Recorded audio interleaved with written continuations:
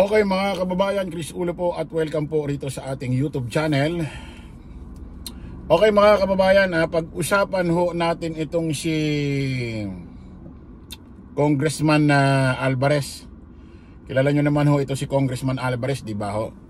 Ito ho yung best friend ni VP Inday Sara Duterte. Kasi nakaalitan niya rin ito dati. Pag-usapan ho natin ito si Congressman Alvarez.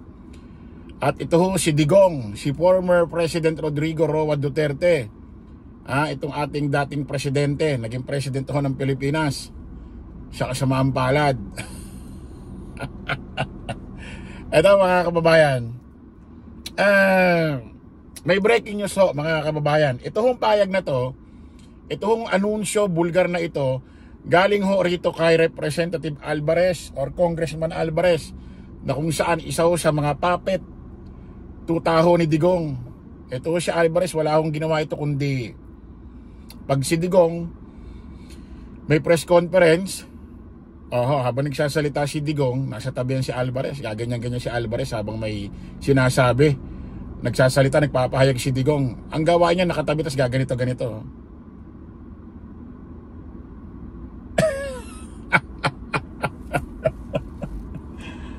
Ganun ho ang gawain niya, parang puppet. Alam niyo yung puppet, di ba, noong unang panahon pag ginaganyan? Di ba, no? May manika sa baba. Gumagalaw. Pag tinaas yung ganon, gagalaw yung kaliwang kamay. Pag tinaas yung ganon, gagalaw yung kanang kamay. Pag ginanon yung isang kamay, yung ulo gagalaw, gaganon ganon. Parang ganon si Alvarez.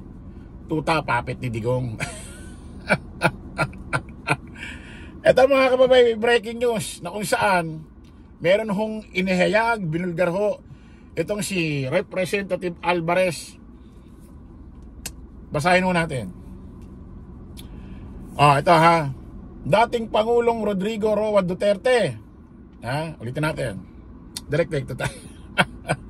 Dating Pangulong Rodrigo Duterte, Presidente ng Pilipinas sa kasamaang palad. Dito, seryoso na.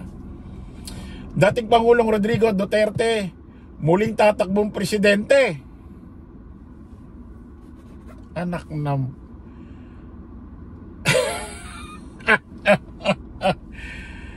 Dating Pangulong Rodrigo Duterte, muling tatakbong presidente kapag natanggal sa pwesto ang anak na si VP Sara Duterte dahil sa impeachment. Okay. Ibig sabihin po mga kababayan, kung sakali na si VP Inday Sara makakonvict na alis sa pwesto ngayong 2025, tatakbo siyang presidente sa 2028. Nakapaglakad ka pa kaya ng Digong? Putik sa itsura mong niya, parang hindi ka napit, kahit hindi napit ng pangangatawan mo, kahit kagawad, kahit tanod yata, hindi ka na yata bagay Malakas pa yata sa si Enrile Magsuntukan yata kay ni Enrile, di ka mananalo may video nga, pipilay-pilay ka ng ganun, tatakbo ka pa ng presidente sa 2028. Kasi mga kababayan, ang alam ko sa konstitusyon, batas dito sa atin sa Pilipinas, pwede pa talaga siya tumakbo pagka-presidente. Kasi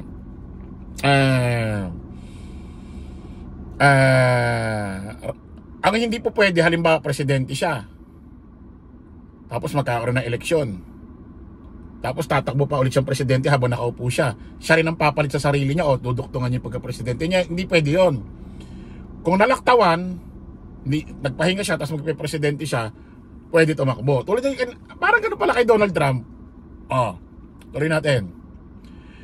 Tatakbo umanong muli si Pangulong Rodrigo Roa Duterte sa pagka-presidente sa 2028 kapag natanggal sa pwesto ang kanyang anak na si Vice President Sara Duterte dahil sa impeachment. Ito ang hinihayag ni dating House Speaker at Davao del Norte 1st District Representative Pantaleon Alvarez. O nga pala, former congressman na ito, hindi na aktibo ito si Puppet, si Alvarez. Anya, hindi saklaw ng konstitusyon ban si Duterte dahil hindi ito re-electionist. Ito pala, pinaliwanag. Matapos na magpahinga sa politika, nang magtapos ang kanyang termino noong 2022. Kaya kwalipikado ito para tumakbo sa kaparehas na posisyon. Ayan. Naniniwala rin ito na marami pa rin sumusuporta sa dating presidente at malakas pa ang magiging laban nito sa 2028 presidential race. Alam nyo mga kababayan, parang pagurang ng pagurang yung mga tumatakbo. Ito mga kababayan, nakaraan nasabi ko sa live ko, siguro nagkaroon na ng dapat batas, especially sa presidente, na kailangan pag tumakbo may hangganang edad. Anong nangyayari sa atin, kahit yata kasing tanda ng balete, pwede tumakbo. Kasi ako naniniwala ako mga kababayan, pag ang isang, alam niyo naman di ba, pag ang isang tao matanda na, tumatanda na, nag-iiba ang temper, nag-iiba ang ugali, nagiging maramdamin, sensitive, naapektuhan syempre ang trabaho, di ba? Excuse me. Naapektuhan. Nagtataka nga ako bakit may mga politiko na pwede pa tumakbo kahit sobrang tanda na di ba, trabaho din yan, di ba? Alam ko may kinalaman din sa labor yan, di ba sa atin mapapribado, mapa-ahensya ng gobyerno, ang edad dapat mga 60 or 65 yata, retirado na dito sa atin pagtatakbo ng mga national, kahit yata kasing tanda na ng balete, pwede. Tuloy natin. Naniniwala rin itong marami pang taga-suporta si dating presidente at malakas maging laban ito sa 2028 presidential race. Nabatid na nakasaad sa Article 7, Section 4 ng 1987 Constitution na ang presidente ay hindi maaaring ma-re-elect at sino mang naupo pang presidente sa loob ng 4 na taon ay hindi pwedeng mahalal muli sa kaparehang posisyon. Ano masasabi mo rito, mga kabandera? O meron palang ganon, mukhang hindi pa yata matutuloy. Ulitin natin Nabatid na nakasaad sa Article 7, Section 4 ng 1987 Constitution na ang presidente ay hindi maaaring ma-re-elect at sino mang naupo ng presidente sa loob ng 4 na taon ay hindi pwedeng mahalal muli sa kaparehang posisyon. Ano masasabi mo rito? Pasok. Kasi 2022 siya natapos, so 2028 siya tatakbo, pwede talaga. Pero ang tanong, huwag natin ipagyabang kasi yung hinaharap, di natin alam ang hinaharap kung ano po pwede mangyari. Kasi alam niyo naman ito, si Digong matanda na. May video nga ito ano na, yung pipilay-pilay na, inaalalayan ng kanyang guard o assistant at nito ni Willie Rebillame. Pipilay-pilay.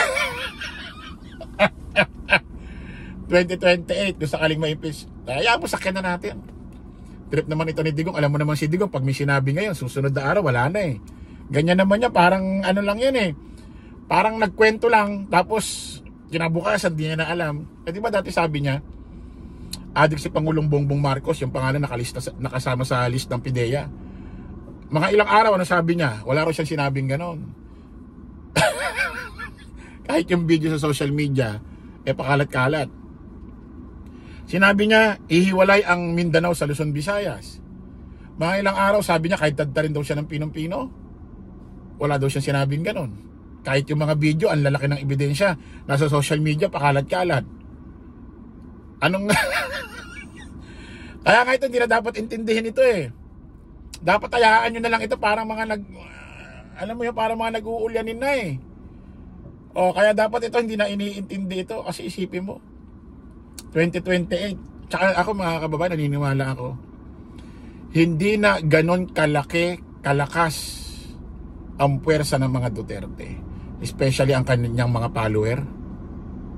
Wala na wala na. Kasi malakas siya ng 2016, pero habang dinadaanan niya yung termino niya hanggang 2022, 17, 2018, 2019, 2020, 2021, 2022, yung karir niya, yung nagtitiwala sa kanya mga mamamayang Pilipino, ito 2016, pag ganun yung karir niya, yung tiwala ng taong bayan sa kanya, yung bracket, pababa. Especially ang laki ng ikinasira ng karir niya, tiwala ng taong bayan sa kanya sa nangyari sa war on drugs, extrajudicial killing. Kasi ilang libo ho ang namatay dyan. Ang kaso nga nila crimes against humanity. Ang dami pang mga minor de edad na namatay dyan. Sabi ko nga yung mga mahalang bilihin, lahat ng administrasyon na dumaan sa Pilipinas, lahat mahalang bilihin. Lahat. Kung yun dati may nakikita tayong nakikita natin ngayon 2025, may mga nagpo-post na dati mga presyo ng bigas 2 piso, 3 piso, may mga nakikitang presyo ng mga bilihin piso, 2, mga ganon. Pag tinignan mo ngayon 2025 yon, mura yon. Kung ngayon mo titignan, 2 piso lang kilo ng bigas sardinas 50 sentimo lang. Kasi dito natin tinitignan sa panahon ngayon. Pero kung nandoon ka sa panahon nung 19 kopong-kopong na yon, na ang bigas 2, sardinas 25 sentimos or 50 sentimos, mahal na nung panahon din nila na yon, kasi iba pera noon. Walang administrasyon na nagdaan na mura ang mga bilihin, lahat mahal.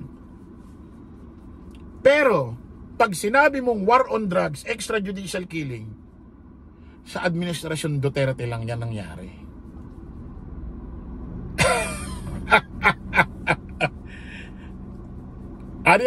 Mga kababayan, mag-leave kayo ng message dito sa comment section ng ating video, dito sa ating YouTube channel, kung ano masasabi nyo rito na kung saan si Digong daw tatakbong muli ng pagka-presidente sa 2028 kung sakaling si BP Inday Sara tuluyang ma-impeachment trial, ma-convict, mawala sa posisyon.